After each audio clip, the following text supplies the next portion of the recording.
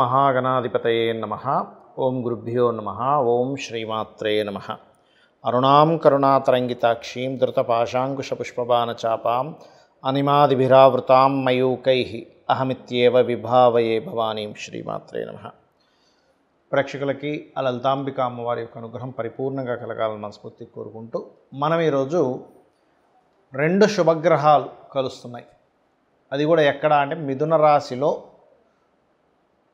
శుభగ్రహం 1 గురువు, రెండవది శుక్రుడు. ఈ రెండు శుభగ్రహాలు కలిసినప్పుడు ద్వాదశ లగ్నాల వారికి ఎటువంటి ఫలితాలు ఉంటాయి? లగ్నం తెలిస్తే లగ్నం చూసుకుంటే, లగ్నం తెలియదు అనుకునేటువంటి వారు రాశి చూసుకోవచ్చు. మరి ఈ ఫలితాలు పరిపూర్ణంగా కలగాలి అంటే ఏ గ్రహాల యొక్క ప్రభావం వీటి మీద పడి మనకు పూర్తిగా ఫలితాలు రావు అనే విషయాలు తెలుసుకుంటూ, అదేవిధంగా దేశగోచారాల సంబంధంగా ఎటువంటి ఫలితాలు ఉంటాయి అనేటువంటి విషయాలు మనం తెలుసుకుందాం. అయితే ఈ విషయాలు చెప్తుంది నేనైనప్పటికీ కూడా చెప్పిస్తుంది పలికిస్తుంది కూడా ఆ సాక్షాత్ లలితామ్మవారిగా భావిస్తూ ఒక్కొక్క దాని గురించి మనం తెలుసుకుందాం. మకర లగ్నము, మకర రాశి. మకరం వారి కనుక చూసుకున్నట్లయితే ఇక్కడ మీకు 6వ స్థానంలో రెండు శుభగ్రహాలు. అయితే మనకి శాస్త్రరీత్యా షష్టమ స్థానంలో పాపగ్రహాలు బాగా యోగిస్తాయి, శుభగ్రహాలు పెద్దగా యోగించవు అంటారు. అది నిజమే, అందులో ఎటువంటి సందేహం లేదు. ఎందుకు అంటే ముఖ్యంగా 6లో శుక్రుడు అసలు యోగించడు, గురువు కూడా యోగించడు. ఎందుకండి అలాగంటే ఇది కొంచెం శుక్రుడు స్త్రీ శాపాన్ని ఇస్తాడని, స్త్రీలతో అనవసరం గొడవలు వస్తాయనేటువంటి దానికి ఉంది శాస్త్రంలో.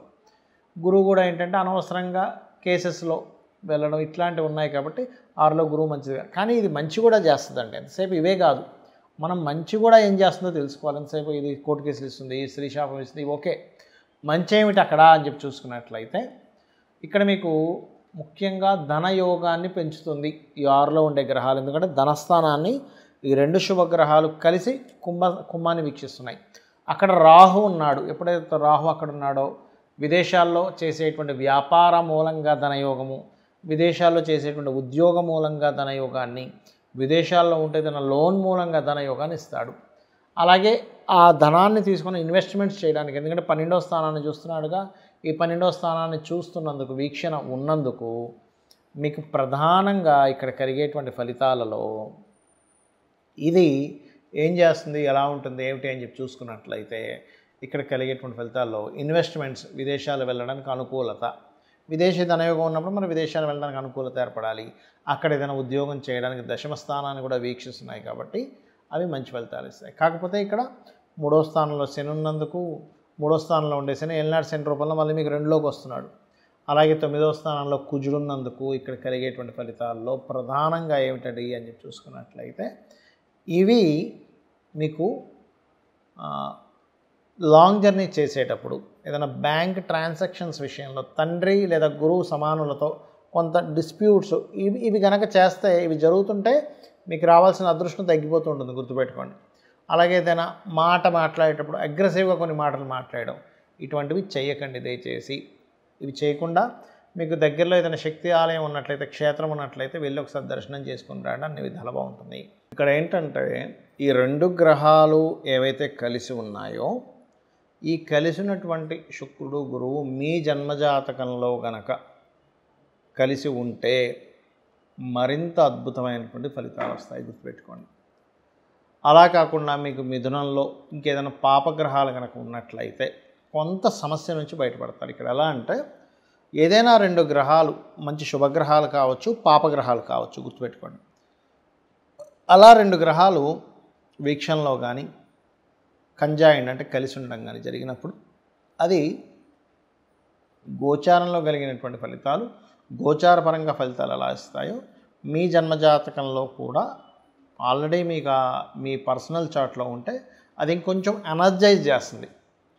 ఓకే అంటే ఎలాగా అంటే ఒక వ్యక్తి గవర్నమెంట్ జాబ్స్ కోసం చక్కగా ప్రిపేర్ అయ్యాడు, గవర్నమెంట్ జాబ్స్ను వదిలింది అప్పుడే, అంటే టీచర్ జాబ్స్ పోస్ట్ వేస్తున్నాము, లేకపోతే రైల్వేనో, ఏపీఎస్ఆర్టీసీ, బ్యాంకింగ్, వెంటనే ప్రిపేర్ అయ్యి ఉన్న వ్యక్తికి వెంటనే అదొక అవకాశంగా ఆయనకి వచ్చి ఆనందపడి దానిలో సక్సెస్ అవుతాడు. అదేవిధంగా కొన్ని ఉంటాయి, మనుషులు తప్పిదాలు చేస్తుంటారు సాధారణంగా. అంటే అలాగా కొన్ని ఫైన్స్ కట్టకుండాను కొన్ని ఉంటాయి, ఇన్సూరెన్స్ చేయకుండా ఉండేవేవో. అలాంటప్పుడు ఏదైనా ప్రమాదం జరిగింది, అప్పుడేమవుతుంది, అయ్యో ఇన్సూరెన్స్ చేయకపోవడం వల్ల ఇబ్బంది కలిగింది కదా అంటాం. అంటే పాపగ్రహాల యొక్క ట్రాన్సిట్ వచ్చినప్పుడు అటువంటిది, శుభగ్రహ ట్రాన్సిట్ వచ్చినప్పుడు ఇటువంటివి మీకు కలుగుతాయి, గుర్తుపెట్టుకోండి. అయితే ఇది మరి దేశకాల గోచారాల మీద ఎటువంటి ప్రభావం చూపిస్తుంది? గురుగ్రహము శుక్రుడితో ఉన్నాడు. ఒక రకంగా చెప్పాలంటే ఇది కొంతవరకు గోల్డ్, లేకపోతే మనకి గమనించుకున్నట్లయితే గోల్డ్ విషయంలోని కొంత ప్రోగ్రెస్ని ఇచ్చేటువంటి కాంబినేషన్ ఇది కొంతవరకు. కాకపోతే ఈ శని కుజులు మీన కన్యా రాశుల్లో ఉన్నందుకు కొంచెం స్ట్రెస్సు, అప్ అండ్ డౌన్స్ కూడా ఇస్తుందండి. ఇది ఫ్లక్చువేషన్స్ బాగా ఇస్తుంది ఇక్కడది.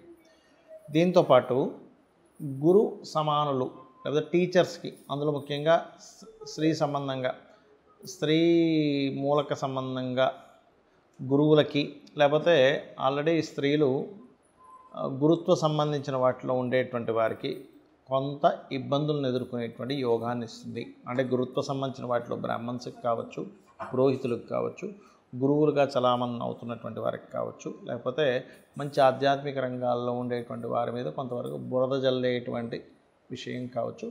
ఇటువంటివన్నీ కూడా అంటే వాళ్ళకి ప్రమాదం కానివ్వండి, వాళ్ళ లైఫ్లో కొంచెం ఎక్కువ అప్ అండ్ డౌన్ చూడడం కానివ్వండి, ఇటువంటివి ఎక్కువగా ఏర్పడతాయండి.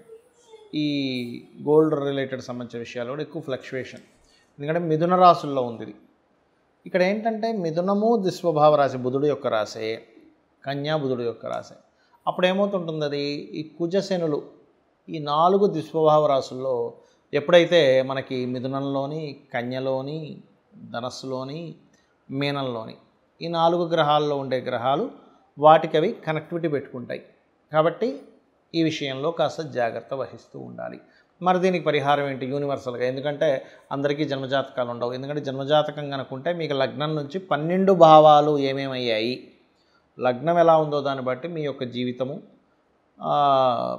కుటుంబ స్థానాన్ని బట్టి మీకు ధనము ఎలా ఉంది, కుటుంబంతో కమ్యూనికేషన్స్ ఎలా ఉంటాయి, 3వ స్థానాన్ని బట్టి మీకు సిబ్లింగ్స్తోని, 4వ స్థానాన్ని బట్టి మీ ప్రాపర్టీ, ఆస్తి సంబంధించిన విషయాలు కావచ్చు, విద్యా సంబంధించిన విషయాలు కావచ్చు, తల్లిగారికి సంబంధించిన విషయాలు కావచ్చు, 5 సంతానము, 6 రుణరోగ శత్రువులు, 7 అనేటువంటిది వివాహ జీవితము, 8 అనేటువంటిది ఆకస్మిక సంఘటనలు, 9వ స్థానం హైయర్ ఎడ్యుకేషను, తండ్రికి సంబంధించిన మీ స్పిరిచువల్ అండ్ గురుబలానికి సంబంధించినటువంటి దశమం వృత్తి, 11 అనేటువంటిది వ్యాపారాలు, 12 అనేటువంటిది మీ ఎక్స్పెండిచర్స్, మీ ఇన్వెస్ట్మెంట్స్ ఎప్పుడు చేస్తే బాగుంటుంది అనేటువంటిది చాలా స్పష్టంగా తెలుస్తుంది.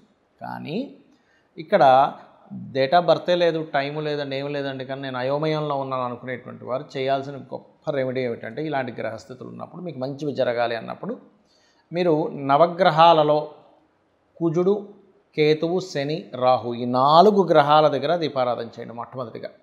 రెండవది మీకు శని మంగళవారాలు గోవులకి శనివారం బెల్లము 4 ఉండలుగా బెల్లం తయారు చేసి తినిపించండి శనివారం నాడు.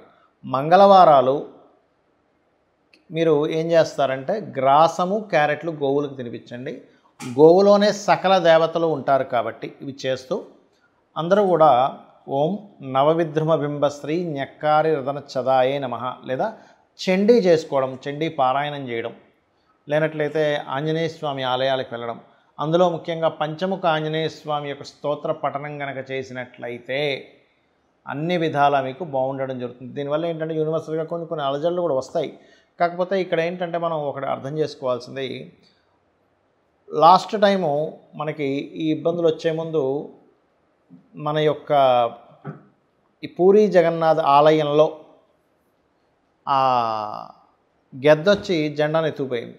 కానీ నిన్న మొన్న చూసినట్లయితే పూరి జగన్నాథ్ ఆలయంలో ఇంకొక అద్భుతం జరిగింది. ఎత్తుకుపోయినందుకు కొన్ని చెడు సంకేతాల వల్ల ఇబ్బంది అయింది.